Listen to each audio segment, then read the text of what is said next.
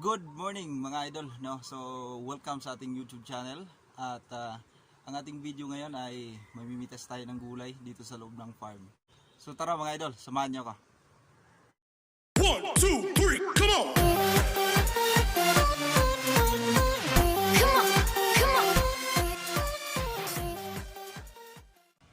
Mga idol, nakikita nyo meron tayo ditong sili, no? Siling labuyo. So yung siling labuyo pala mga idol ay mayaman ito sa vitamin E at vitamin A. Nagpapababa din ito ng cholesterol at saka blood.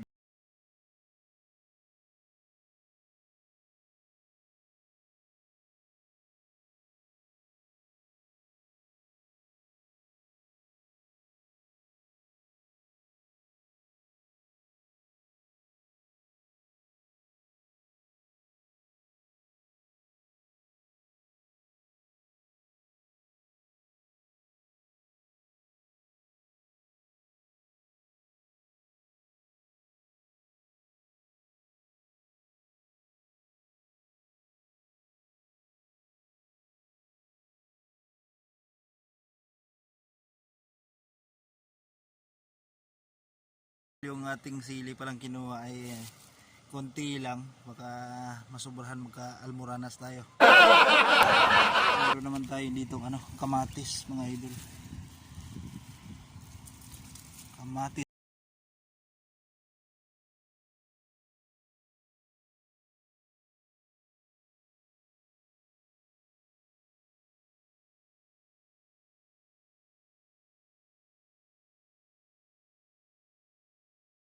Ang kamatis naman pala mga idol ay meron itong vitamin E at vitamin B6.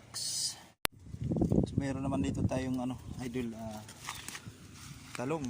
So medyo maliliit pa yung talong nila.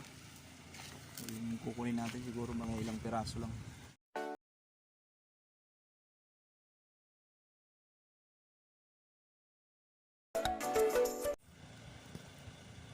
Ang talong naman mga idol ay meron itong potassium at high sa vitamin C. Laban din ito sa cancer mga idol. Meron din tayong papaya dito mga idol. So yung papaya ay meron ditong vitamin C, vitamin E at saka vitamin A, no? So mayaman dito sa fiber. So kuha tayo mga idol kahit isang piraso.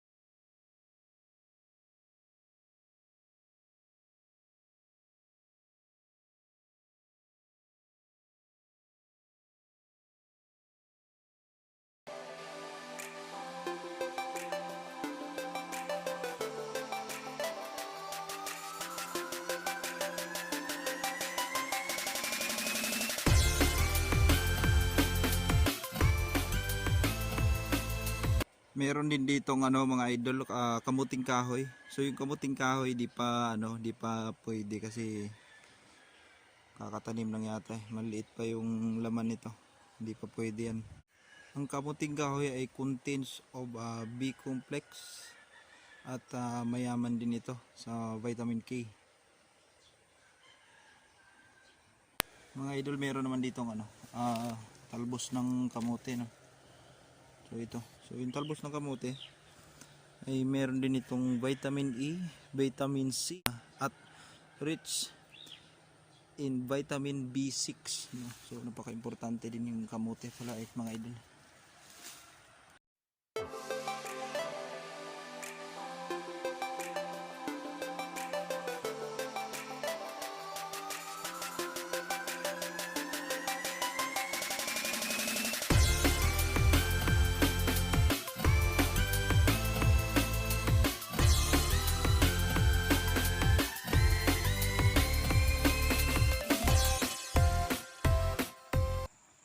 Mga idol, kung nakikita nyo, merong puso ng saging, no? Pero di natin kukunin yan kasi ano lang natin nung nakaraan.